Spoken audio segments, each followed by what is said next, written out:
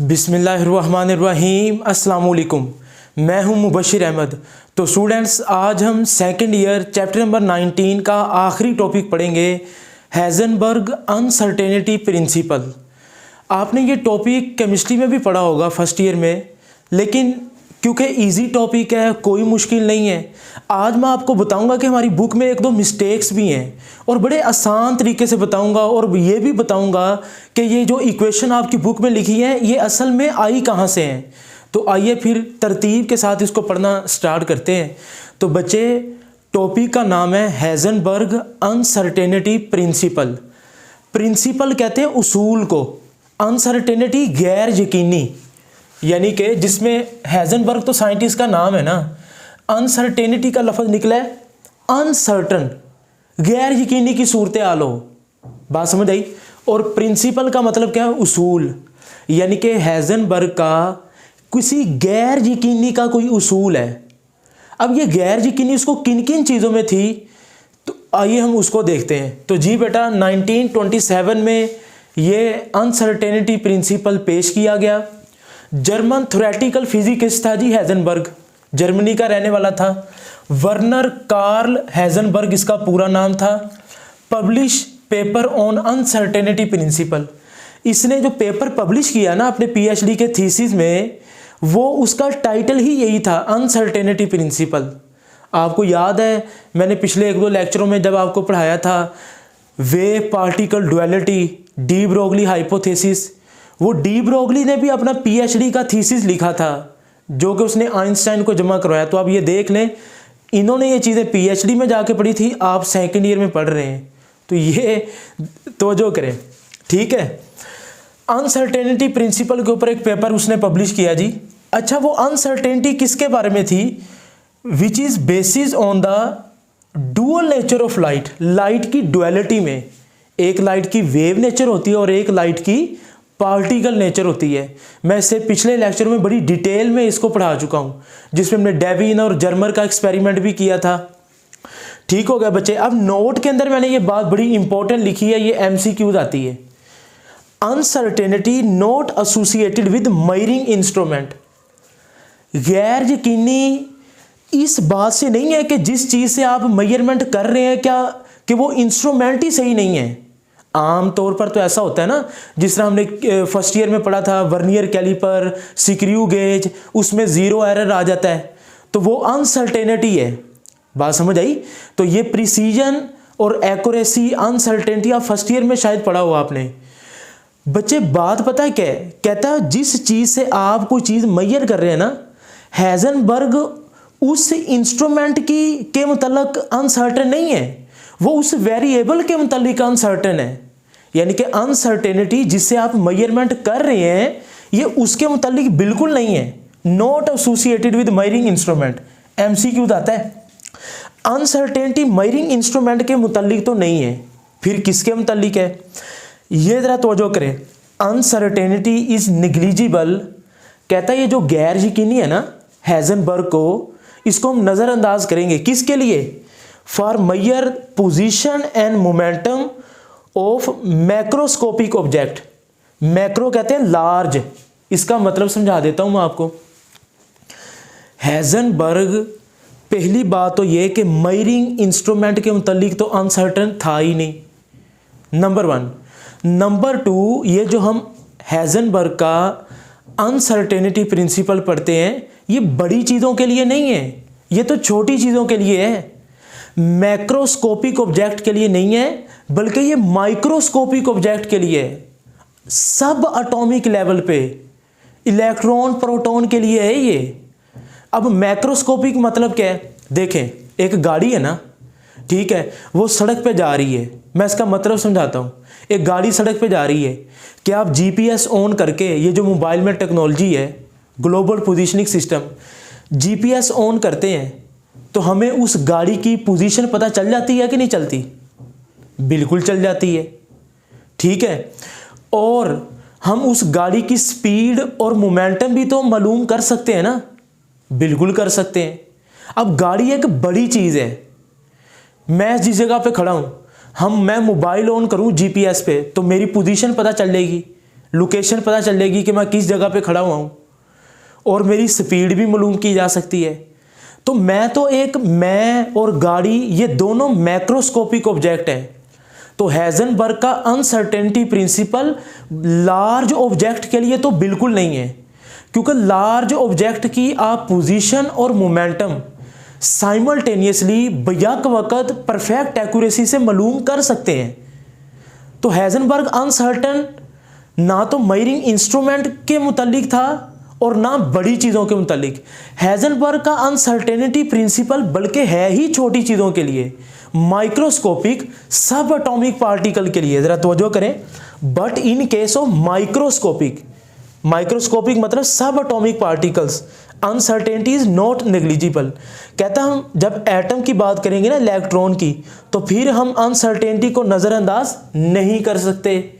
जब बड़ी चीज़ों की बात करते हैं तो फिर हम अनसर्टेनिटी को नज़रअंदाज कर सकते हैं। तो ये इंट्रोडक्शन के अंदर बातें मैंने लिखी हैं, आई होप कि आपको समझ आ गई होंगी। बच्चे हमारी बुक में ना 2 टाइप्स डिस्कस की गई हैं अनसर्टेनिटी प्रिंसिपल की। असल में है तो ये 3, लेकिन मैं आपको 2 ही पढ़ाऊंगा जो हमारी बुक में है, लेकिन नाम बता देता हूँ। तो पहली अनसर्टेनिटी है जी पोजीशन मोमेंटम अनसर्टेनिटी। तो delta x into delta P is equal to Planck's constant. अच्छा मेरी एक बात सुने, ये जो डेल्टा ना, डेल्टा जहाँ पर भी मैं डेल्टा लिखूंगा आपने समझ जाना है कि ये अनसर्टेनिटी है। Uncertainty in position, uncertainty in momentum is equal to Planck's constant. अच्छा ये आपकी बुक में इक्वेशन ऐसे ही लिखी हुई है, मैं लेक्चर के एंड पे बताऊंगा कि हमारी बुक में मिस्टेक है, लेकिन फिर आपने पता क्या करना है, क्योंकि बोर्ड के पेपर चेक करने वाले इस चीज़ को नहीं देखते, तो आपने लिखना ऐसे ही है जिस तरह आपकी टेक्स्ट बुक में है। लेकिन मैं आपको असल कहानी बता दूंगा सिर्फ समझने के लिए, और वो है भी उस तरह। तो ये इक्वेशन थोड़ी सी मिस्टेक है, लेकिन फिर मैं कह रहा हूँ कि मैं बता दूंगा असल कहानी क्या है, लेकिन आपने पेपरों में इसको एज इट इज़ लिखना है, ठीक है, क्योंकि हमारी टेक्स्ट बुक में ऐसा है ना। Energy time uncertainty, uncertainty in energy into uncertainty in time is equal to Planck's constant. तो इसी की डेरिवेशन करेंगे तो सेकंड फॉर्म आ जाएगी। तीसरी फॉर्म्स क्या जी, एंगुलर मोमेंटम एंड एंगल। बच्चे आपको पता है ना, एंगुलर मोमेंटम को एल से जाहिर करते हैं। फर्स्ट ईयर चैप्टर नंबर 5 में आपने पढ़ा होगा uncertainty in angular momentum and uncertainty in angle, angle को थीटा से, which is equal to Planck's constant. तो जितनी भी ये चीज़ें हैं ना, ये प्लैंक्स कांस्टेंट के इक्वल है। H is a Planck's constant, जिसकी वैल्यू आपने पढ़ी होगी 6.630 10⁻⁻34 जूल सेकंड, जो कि बहुत ही स्मॉल वैल्यू है, बहुत छोटी है। अच्छा मैंने एक बात लिखी है, ये अक्सर मैथ में यूज़ होती है, लेकिन मैंने इधर बता दी है क्योंकि इसका मिलता जुलता मतलब है। ये जो आप वेरिएबल्स पढ़ते हैं ना, delta x, delta p, delta E, delta t, delta L, delta theta, इन वेरिएबल्स को कॉन्जुगेट वेरिएबल्स भी कहते हैं। These variables are called conjugate variables. Conjugation math के अंदर तो डिटेल में है, बहरहाल इसका मतलब है कि आप एक चीज़ के मुतालिक तो सर्टन हो, लेकिन दूसरी के मुतालिक अनसर्टन हो जाए। तो बहरहाल ये मालूमात के लिए मैंने आपको बता दिया है कि इन वेरिएबल्स को कॉन्जुगेट वेरिएबल कहते हैं, ठीक है। चलें जी, फिर पहली अनसर्टेनिटी डिस्कस करते हैं, पोजीशन और मोमेंटम। फिर वही बात, जितनी भी हम अनसर्टेनिटी डिस्कस करेंगे वो छोटी चीज़ों के लिए होगी, स्मॉल पार्टिकल के लिए, एटॉमिक, सब एटॉमिक पार्टिकल, इलेक्ट्रॉन के लिए, ठीक है, बड़ी चीज़ों के लिए नहीं।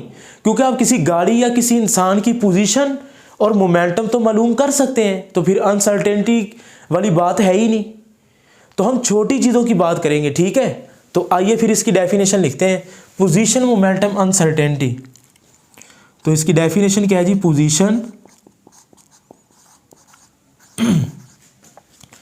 Position and momentum of a particle, particle से मुराद है इलेक्ट्रॉन, सब एटॉमिक पार्टिकल, छोटा, position and momentum of a particle cannot both be measured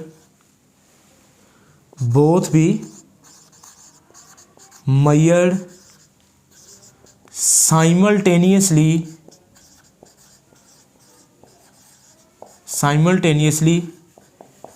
with perfect accuracy. इसकी इक्वेशन मैंने ऊपर लिखी हुई है पॉइंट नंबर 1 में। पोजीशन को डेल्टा एक्स से जाहिर करते हैं, बल्कि पोजीशन को एक्स से, डेल्टा का मतलब मैंने अभी आपको बताया। आप ना एक काम करें, अपनी बुक की साइड पे लिख लें डेल्टा, इस साइन को हम डेल्टा पढ़ते हैं ना, delta is equal to uncertainty. तो डेल्टा को आपने अनसर्टेनिटी पढ़ना है। तो बुक वाला क्या लिखता है जी, कहता है position and momentum of a particle, किसी भी पार्टिकल की पोजीशन और momentum can not both be measured, आप दोनों चीजों को साइमल्टेनियसली, एक ही वक्त में, बैक वक्त, एट अ टाइम, किसी भी पार्टिकल की पोजीशन और मोमेंटम को एक ही वक्त में, और वो भी परफेक्ट एक्यूरेसी, बहुत अच्छे तरीके से मेजर नहीं किया जा सकता। यानी कि इसका मतलब क्या है, अगर आप पोजीशन सही मेजर कर लेंगे तो मोमेंटम में अनसर्टेनिटी हो जाएगी, अगर मोमेंटम सही मेजर कर लेंगे तो पोजीशन अनसर्टन हो जाएगी। यानी कि एक वक्त में आप किसी भी चीज का एक रुख ही सही तरह देख सकते हैं। जिस तरह कुछ लोगों की आदत होती है कि अगर किसी को गुस्सा आ गया तो वो कह देते हैं जी बंदा ही बड़ा बुरा है। हालांकि आप किसी एक चीज को देखकर उसके मुतालिक फीडबैक नहीं दे सकते। हो सकता है बेचारा उस वक्त गुस्से में हो, लेकिन बजाते खुद तो वो बड़ा अच्छा इंसान हो। तो बैक वक्त किसी के राय में ना देखते ही राय कायम नहीं करनी चाहिए, उसको देखना चाहिए। इसकी मिसाल ऐसे ही है क्वाइन थ्योरी। क्वाइन थ्योरी क्या है जी, you can not see both side of the coin simultaneously with perfect accuracy. मतलब सिक्का है ना, सिक्का कॉइन, आप उसकी दोनों साइडों को एक ही वक्त में नहीं देख सकते सही तरह। अब आप ये कहेंगे सर मैं सेंटर में खड़ा करके देख लूंगा, ऐसा सही तरह तो मेजरमेंट नहीं ना होगी। तो आप कॉइन की एक साइड को ही देखेंगे ना एट अ टाइम। तो बिल्कुल इसी तरह ही है कि अगर आप पोजीशन मेजर करेंगे तो मोमेंटम में अनसर्टन होंगे, मोमेंटम मेजर करेंगे तो पोजीशन में। अब ये जो इक्वेशन है ना डेल्टा एक्स डेल्टा पी, ये आई कहाँ से है बच्चे? इससे पिछले ही टॉपिक में मैं आपको wave particle duality, de Broglie hypothesis, जिसको आप डी ब्रोगली हाइपोथेसिस भी कहते हैं, उसमें मैंने आपको एक इक्वेशन बताई थी, अगर आपको याद हो तो, मोमेंटम ऑफ अ फोटोन की lambda is equal to H over M V, wavelength की इक्वेशन बताई थी, जिसका हमने प्रूव किया था बहरहाल। अब ये देखें, ये मोमेंटम पार्टिकल का है, ठीक है, वेवलेंथ वेव की है, तो यही तो है वेव पार्टिकल डुअलिटी। अगर आप इस इक्वेशन के मुतालिक समझना चाहते हैं ना, ये इक्वेशन, ये डी ब्रोगली हाइपोथेसिस की इक्वेशन है, ठीक है। तो इसके लिए आप इसे पीछे वाला लेक्चर जरूर सुने। मैं आपको आंसर देने जा रहा हूं कि ये फर्स्ट फॉर्मेशन जो बनी है ये कहां से आई है। ये डी ब्रोगली हाइपोथेसिस से ही आई है। एम वी डिवाइड रहा, उधर जाके मल्टीप्लाई हो जाएगा, तो lambda into M V is equal to H, यानी कि एम वी डिवाइड रहा, उधर जाके मल्टीप्लाई हो जाएगा। समझ आ रही है? ठीक है बच्चे। वेवलेंथ किसका यूनिट है? वेवलेंथ का यूनिट मीटर है ना, और मीटर हम डिस्टेंस भी तो कह सकते हैं ना, पोजीशन भी कह सकते हैं। तो लैम्डा की जगह पे मैं एक्स लिख सकता हूं, और ये एम वी किसका फार्मूला है? मोमेंटम का, तो ये पी आ जाएगा। तो ये आ गया ना डेल्टा पी, ये delta x is equal to H. तो आपने देखा कि मैंने आपको बताया कि ये डेल्टा एक्स डेल्टा पी आया कहां से है? ये डी ब्रोगली हाइपोथेसिस से ही आया है, ठीक है। तो आप इसको नोट कर लें जी, ठीक है, क्योंकि इसका यूनिट मीटर है ना बच्चे, नोट करते जाएं। अच्छा जी, अब मैं इसकी थोड़ी सी मज़ीद बातें बताता हूं आपको। बच्चे ज़रा तवज्जो करेंगे, ये जो डेल्टा एक्स है ना, अनसर्टेनिटी इन पोजीशन, नोट करेंगे uncertainty in position is directly proportional या approximately equal to wavelength lambda. ठीक है, अब इसका मतलब पता क्या है, मैं आपको बताऊं, ये ऐसा ही है कि जिस तरह आपने पाँव से फुटबॉल को किक मारी है। मतलब इसका मतलब जनाब ये है कि अगर एक लाइट फोटोन पार्टिकल है ना, ये लाइट का फोटोन पार्टिकल है, ये एक इलेक्ट्रॉन के साथ जाकर हीट करता है। अब देखें, अगर लाइट मेरे साथ आके टकराएगी, या आपकी बुक वाला एग्जांपल देता है टेनिस बॉल की, तो मुझे तो कोई फ़र्क नहीं पड़ेगा। अब लाइट मेरे ऊपर टकरा ही रही है, क्या मैंने अपनी जगह छोड़ दी है? नहीं। बात समझ आई कि नहीं? क्योंकि मैं क्या हूँ, मैं तो मैक्रोस्कोपिक ऑब्जेक्ट हूँ। तो अनसर्टेनिटी तो अप्लाई ही माइक्रोस्कोपिक सब एटॉमिक पार्टिकल पे होती है। तो इधर मैं किसी बॉल की, गाड़ी की या किसी इंसान की बात नहीं कर रहा, बहुत छोटी चीज़ इलेक्ट्रॉन की बात कर रहा हूँ कि जब एक लाइट पार्टिकल फोटोन जाकर स्ट्राइक करेगा इलेक्ट्रॉन के साथ, तो इलेक्ट्रॉन की पोजीशन चेंज हो जाएगी, इलेक्ट्रॉन अपनी जगह से ही हट जाएगा। और कितनी अनसर्टेनिटी आएगी? जितना इलेक्ट्रॉन का साइज है। तो बच्चे ज़रा नोट करेंगे, साइज ऑफ इलेक्ट्रॉन कितना होता है? साइज ऑफ इलेक्ट्रॉन, ये ज़रा आप मालूमात के लिए साइड पे लिख लें। साइज ऑफ इलेक्ट्रॉन होता है जी 1 माइक्रोन। अब ये माइक्रोन क्या है मैं आपको बता दूं, ये माइक्रोमीटर ही है। Micron is a micrometre, 1 micrometre 10⁻⁻⁶। तो इलेक्ट्रॉन के लिए ना माइक्रोन का लफ्ज़ यूज़ करते हैं। तो ये माइक्रोमीटर का ही एक मिलकर नाम बना है, माइक्रोमीटर को मिलाकर नाम बनाया है माइक्रोन। 10⁻⁻⁶ मीटर साइज है इलेक्ट्रॉन का। तो जितना इलेक्ट्रॉन का साइज है, जब लाइट पार्टिकल आके टकराएगा इस रेस्ट पे पड़े हुए इलेक्ट्रॉन के साथ, तो बुक वाला कहता है जी ये इलेक्ट्रॉन अपनी जगह को छोड़ेगा, इसकी पोजीशन चेंज हो जाएगी। तो अगर मैं ये चाहता हूं कि इलेक्ट्रॉन की पोजीशन में अनसर्टेनिटी कम से कम हो, तो मुझे एक ऐसी लाइट यूज करनी पड़ेगी जिसकी वेवलेंथ कम होनी चाहिए। क्योंकि अगर लैम्डा कम होगा तो अनसर्टेनिटी इन पोजीशन भी कम से कम होगी, और ये तो एक अच्छी बात है ना। लेकिन दूसरे ही एंड पे क्या होता है, जब हम वेवलेंथ की वैल्यू को कम करते हैं, अनसर्टेनिटी इन पोजीशन तो कम हो जाती है, लेकिन अब आ गई मोमेंटम की बारी। मोमेंटम के साथ क्या होता है भाई साहब, uncertainty in momentum is equal to h/λ। तो देखें साइमल्टेनियसली भैया वक्त नहीं दोनों काम हो सकते, याद है ना। तो अगर आप वेवलेंथ छोटी यूज करेंगे तो अनसर्टेनिटी इन मोमेंटम बढ़ जाएगी। तो ये तो देखें, इधर मसला हल हो रहा है, उधर मसला खराब हो रहा है। मोमेंटम बढ़ने का मतलब है इलेक्ट्रॉन की स्पीड बढ़ जाएगी। मोमेंटम बेसिकली है क्या, mv। तो अगर आप इलेक्ट्रॉन की पोजीशन के बारे में सर्टन हो गए हैं, तो आपको उसकी स्पीड के बारे में अनसर्टेनिटी हो जाएगी, या मोमेंटम कह लें, एक ही बात है। क्योंकि स्पीड और मास को ज़रब दें तो मोमेंटम आता है ना। तो अगर मैं चाहता हूं कि अनसर्टेनिटी इन मोमेंटम कम हो जाए, तो फिर मुझे वेवलेंथ बड़ी यूज करनी पड़ेगी। फिर ये तो ठीक है कि अगर हम वेवलेंथ लार्ज यूज करेंगे, अनसर्टेनिटी इन मोमेंटम तो कम हो जाएगी। लेकिन इधर देखें, अगर इसके साथ डायरेक्ट ताल्लुक है, उसके साथ इनवर्स है। अगर अनसर्टेन वेवलेंथ बड़ी होगी तो अनसर्टेनिटी इन पोजीशन बढ़ जाएगी। यानी कि वही बात तो फिर एक ही होगी ना, कि अगर आप पोजीशन के मुतालिक सर्टन है तो आप मोमेंटम के मुतालिक अनसर्टन है। भैया के वक्त आप सिक्के की एक ही साइड देख सकते हैं, सही है। तो इसको मैं नाम दे लेता हूं जी इक्वेशन नंबर 1, और इसको मैं नाम दे लेता हूं इक्वेशन नंबर 2। तो लिखें जी फिर multiply equation number 1 and equation number 2। Multiply का तरीका आता है ना बच्चे, लेफ्ट को लेफ्ट से, राइट को राइट से।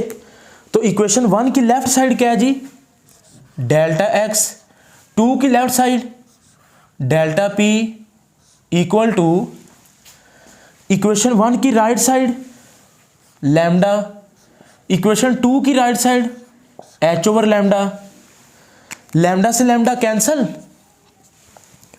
तो फिर आंसर क्या आ गया हमारा, वही uncertainty in position, uncertainty in momentum is equal to Planck's constant.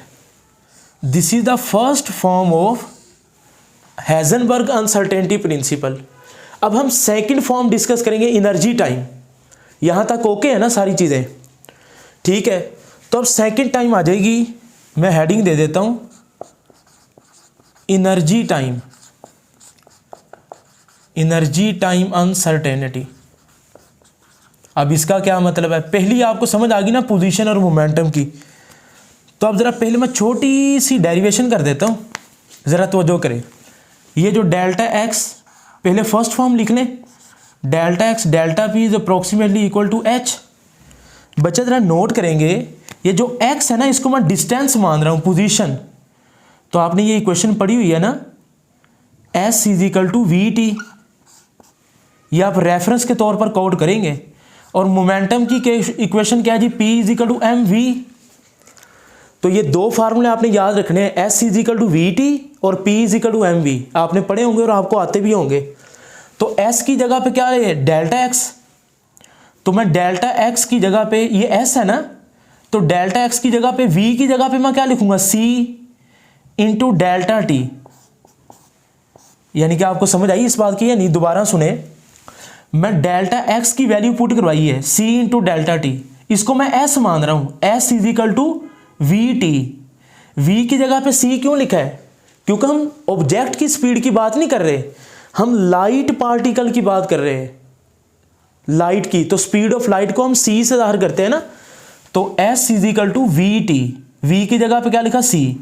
Momentum की इक्वेशन पुट करें, P is equal to M we, तो V की जगह पे क्या लिखूंगा, C, तो M की जगह पे delta M is equal to H।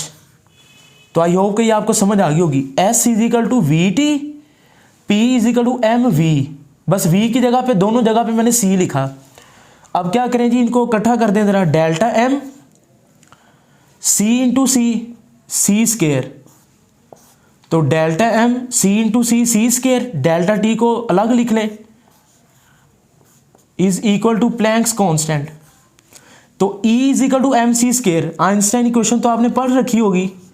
तो एम सी स्केयर की जगह पे मैं डेल्टा E लिख दूंगा, delta E delta T is approximately equal to Planck's constant. तो देखा बच्चे आपने, हमने फर्स्ट इक्वेशन से, first form of uncertainty principle से सेकंड फॉर्म डिराइव कर ली। इसका मतलब भी वही है, अगर आप किसी भी इलेक्ट्रॉन की एनर्जी के बारे में सर्टेन हैं तो आप टाइम के बारे में अनसर्टेन है। अगर आप टाइम के मुतालिक सर्टेन हैं तो आप एनर्जी के बारे में अनसर्टेन है। तो इसका ये देखें, सिर्फ आपने पोजीशन की जगह पे क्या लिखना है, एनर्जी, और मोमेंटम की जगह पे time. Energy and time of a particle can not both be measured simultaneously with perfect accuracy. सारी डेफिनेशन आपने उठा के लिख देनी है, बस पोजीशन की जगह पे एनर्जी लिख देना, मोमेंटम की जगह पे टाइम लिख लेंगे ना आप, तो डबल याद करने की जरूरत नहीं, मैंने एक में ही दोनों काम कर दिए हैं। तो इसकी डेफिनेशन आपने लिख देनी है, प्रूव मैंने आपको कर दी है। अब अगली भी बात सुने, जो असल मेन बात है, डेल्टा E, आपने ये फॉर्मूला पढ़ा हुआ है बच्चे, E is equal to H F, और E is equal to H F किसके इक्वल लिख सकते हैं, एच सी ओवर लैम्डा, ठीक है। यानी कि एनर्जी का वेवलेंथ के साथ इनवर्स रिलेशन है। एक बात तो ये होगी। टाइम के मुतालिक क्या ख्याल है जी, फ्रीक्वेंसी का टाइम के साथ इनवर्स रिलेशन होता है ना, आपने पढ़ा होगा, reciprocal of time period is called frequency.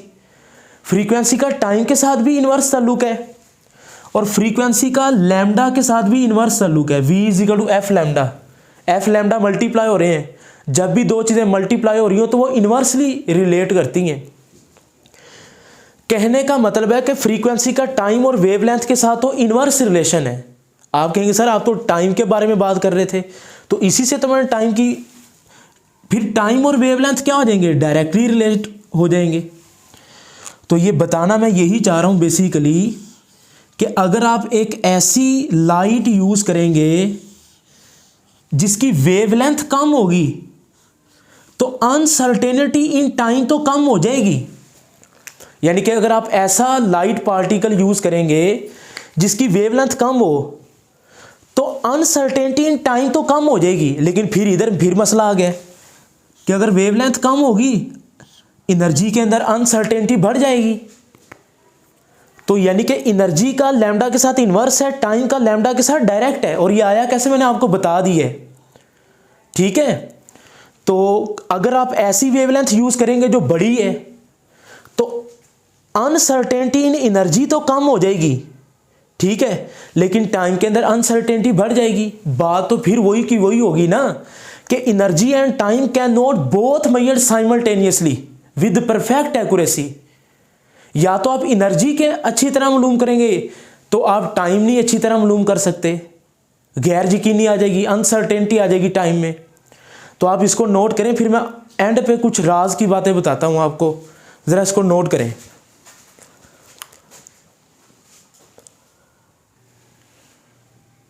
तो जी बेटा जरा आप तवज्जो करें, ये यहां तक हमने फर्स्ट फॉर्म और सेकंड फॉर्म तो पढ़ ली है। अब जो मैं आपको कहा था ना शुरू में कि आपकी बुक में कुछ मिस्टेक है, जरा मैं उनको बता रहा हूं। तो बच्चे जरा असल इक्वेशन ना कुछ ऐसे है फर्स्ट फॉर्म की, uncertainty in position and uncertainty in momentum is equal to Planck's constant नहीं है, असल में ये h/4 पाई है। मेरी बात सुनिए, अब आप कहेंगे सर आपको कैसे पता चला 4 पाई ही आना है। एक बात तो ये कि आपने फर्स्ट ईयर में केमिस्ट्री में बिल्कुल इसी तरह पढ़ी होगी इक्वेशन, हमारी फिजिक्स में थोड़ी सी मिस्टेक है। फिर वही बता रहा हूं, आपने लिखना बुक वाला ही है, ये सिर्फ आपको असल हकीकत बता रहा हूं, ठीक है। असल में delta x delta P H के इक्वल नहीं है, h/4 पाई है। उसकी वजह पता क्या है, हम लाइट पार्टिकल किसके ऊपर स्ट्राइक करवा रहे थे, इलेक्ट्रॉन के ऊपर। तो बेटा इलेक्ट्रॉन किसका पार्ट है, एटम का। एटम किस शेप में होता है, स्फेरिकल शेप में। बात समझ आ रही है। और स्फीयर का एरिया क्या होता है, स्फीयर 3D है ना, स्फीयर का एरिया होता है 4 पाई st रेडियन, 4 पाई। तो ये जो 4 पाई है ये स्फीयर का एरिया है, 4 पाई। 4 पाई आर स्क्वायर है ना। तो आपको पता है हमने फर्स्ट ईयर में रेडियन और st रेडियन पढ़ा था, तो आर स्क्वायर तो स्फीयर का रेडियस हो गया ना। तो हम इधर वो 4 पाई कांस्टेंट ले रहे हैं, तो 4 पाई स्फीयर का एरिया है, क्योंकि एटम स्फेरिकल शेप में है और उसी एटम का पार्ट ही तो इलेक्ट्रॉन है जिसके ऊपर लाइट पार्टिकल जाके स्ट्राइक कर रहा है। तो असल हकीकत कुछ यूं है जी, क्या आप इसको ऐसे लिख सकते हैं, delta x delta P for more careful calculation. इसको ऐसे लिख सकते हैं 1/2 इंटू h/2 पाई, ऐसे लिख सकते हैं। मैंने क्या किया है, 4 पाई को 2 पाई इंटू 2, 2 इज 4, बात तो वही है ना। अच्छा मैंने ऐसा क्यों किया, क्योंकि आपकी बुक वाला एक इक्वेशन लिखता है delta x delta P is approximately equal to h/2 for more careful calculation. This is the most refined form of uncertainty principle. यानी कि ये 2 ये आ गया ना, ये h/2 पाई, h/2 पाई, h कट किसके इक्वल है, h/2 पाई के। तो ये देखें 1/2 तो एज इट इज आ गया ना, h/2 पाई की जगह पे मैंने h कट लिखा। तो ये हमारी बुक में ये लिखा हुआ है कि delta x delta P is equal to h कट/2 पाई। तो इसका मतलब है फिर ये 4 पाई वाली बात तो ठीक हुई ना, असल कहानी तो फिर यही हुई। तो इसी तरह एनर्जी और टाइम में भी इसी तरह आप लिख लेंगे ना, तो आप इधर लिखेंगे डेल्टा ई डेल्टा टी, आगे सारा वही है, ठीक है। तो बच्चे एच कट, एच तो प्लैंक्स कांस्टेंट है ना, एच कट किसके इक्वल आ जाएगा, Planck's constant 6.63 × 10⁻34 joule second over 2 पाई की वैल्यू क्या होती है 3.14। तो 3.14 को आप मल्टीप्लाई करें 2 से और इसको डिवाइड करें तो ये आता है 1.05 ज़रब 10⁻34 जूल सेकंड। तो ये अक्सर MCQs आता है पेपरों में कि H कट की वैल्यू क्या होगी। तो याद रखें H की वैल्यू तो 6.63 और लेकिन आज H कट की वैल्यू है 1.05। ठीक है, तो ये कैसे ही मैंने आपको ये बता दी है। अब आपको असल कहानी भी समझ आ गई होगी। ठीक है बच्चे, वर्नर कार्ल हेजनबर्ग को 1932 के अंदर 1932 के अंदर क्वांटम फिजिक्स के अंदर एक अच्छी डिस्कवरी करने की वजह से नोबेल प्राइज़ का इनाम दिया गया था 1932 के अंदर वर्नर कार्ल हेजनबर्ग को। तो बच्चे आई होप कि ये हेजनबर्ग अनसर्टेनिटी प्रिंसिपल आपको समझ आ गया है। चैप्टर 19 हमारा ख़त्म हो चुका है।